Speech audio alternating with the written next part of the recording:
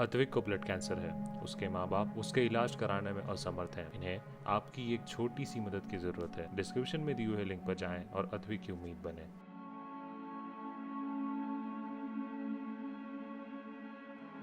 Paswan Congress party और गठबंधन के साथ जुड़े और उन लोगों को उनकी राजनीतिक औकात पे लाएं जिन्होंने उनके साथ धोखाधड़ी किया। तो भाजपा के भी नेता एलजेपी तोड़ने में उतने ही शामिल थे जितने जेडीयू के नेतागण।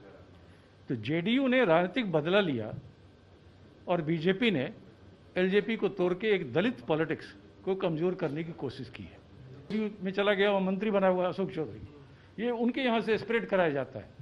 लोक जनशक्ति पार्टी में टूट के बाद चिराग पासवान पार्टी में रहकर भी अलग थलग पड़ गए हैं। इस मुद्दे पर बात करने के लिए हमारे साथ मौजूद है कांग्रेस के वरिष्ठ नेता और पार्षद प्रेमचंद मिश्रा जी।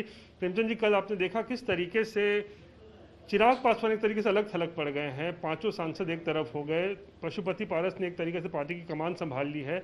ऐसे में अब चिराग के लिए क्या भविष्य है?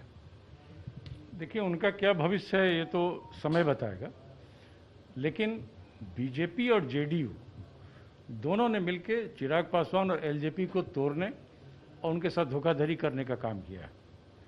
पहले विधानसभा चुनाव में बीजेपी ने चिराग पासवान का इस्तेमाल किया जेडीयू के खिलाफ, और जब समय आया तो बीजेपी ने हाथ खड़े कर लिए। और कल भी जब ये ओम बिरला से मिलने गए थे तो वहाँ बीजेपी के बिहार प्रभारी भूपेंद्र यादव जी क्या कर रहे थे, संजय जायसवाल क्या कर रहे थे। तो भाजपा के भी नेता एलजेपी तोड़ने में उतने ही शामिल थे जितने जेडीयू के नेतागण। तो जेडीयू ने राजनीतिक बदला लिया और बीजेपी ने एलजेपी को तोड़ के एक दलित पॉलिटिक्स को कमजोर करने की कोशिश की है। तो अब तो ये चिराग पासवान को फैसला लेना है। उनके पिताजी कांग्रेस के कैबिनेट में मिनिस्टर रहे, और जब रामविलास जी चुनाव हार गए थे तो राज्यसभा में उन्हें आरजेडी ने भेजा बिहार से। तो मैं समझता हूँ जिन लोगों ने उनके साथ धोखाधड़ी की है, उनके पार्टी को तोड़ा है, वो जेडीयू और बीजेपी है। तो ये सही वक्त है कि चिराग पासवान कांग्रेस पार्टी और गठबंधन के साथ जुड़ें और उन लोगों को उनकी राजनीतिक औकात पे लाएं जिन्होंने उनके साथ धोखाधड़ी किया। तो आप जो ये बातें कह रहे हैं चिराग पासवान के लिए कांग्रेस में ऑफर दे रहे हैं, आपको लगता है चिराग पासवान कांग्रेस में आने से कांग्रेस पार्टी को मजबूती मिलेगी क्या बिहार में, या विपक्ष यहाँ पे मजबूत होगा? देखिए, विपक्ष मजबूत होगा। मैं समझता हूँ चिराग पासवान रामविलास पासवान जी के विरासत के उत्तराधिकारी हैं।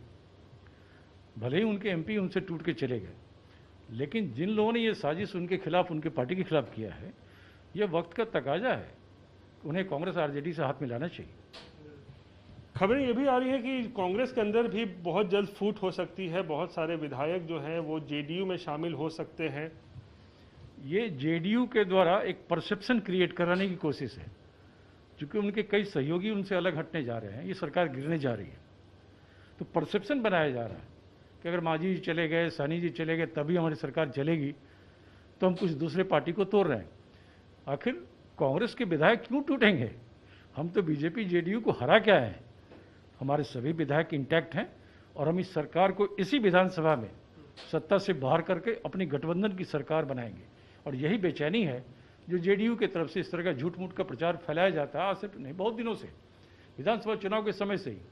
वो हमारा एक भगौरा जेडीयू में चला गया, वो मंत्री बना हुआ अशोक चौधरी, ये उनके यहाँ से स्प्रेड कराया जाता है कि हम इस संपर्क में हैं, हम तोड़ रहे हैं। अरे क्यों नहीं? मानसून सत्र में ही जो है आपको लगता है सरकार गिरेगी? इसी विधानसभा में, जो विधानसभा इलेक्ट है, इसी विधानसभा में मानसून सत्र में ही आप कह रहे हैं? मानसून सत्र का नाम मैं नहीं ले रहा हूँ। मैं ये कह रहा हूँ कि यह सरकार जो भी चल रही है यह नहीं चलेगी, और कांग्रेस राजद गठबंधन की सरकार बनेगी, जिसमें आज जो एनडीए में कई लोग हैं वो हमारे साथी होंगे। चलिए, बात करने के लिए शुक्रिया। प्रेमचंद मिश्रा वरिष्ठ चेहरा हैं कांग्रेस के, और उन्होंने चिराग पासवान को ऑफर दिया है कि जिस हालात में चिराग पासवान पहुंच चुके हैं एलजेपी में, ये सही वक्त है कि वो कांग्रेस में शामिल हो। विपक्ष का मजबूत करने के लिए उन्हें ये कदम उठाना चाहिए। कैमरा पर्सन नदीम आलम के साथ रोहित सिंह, पटना।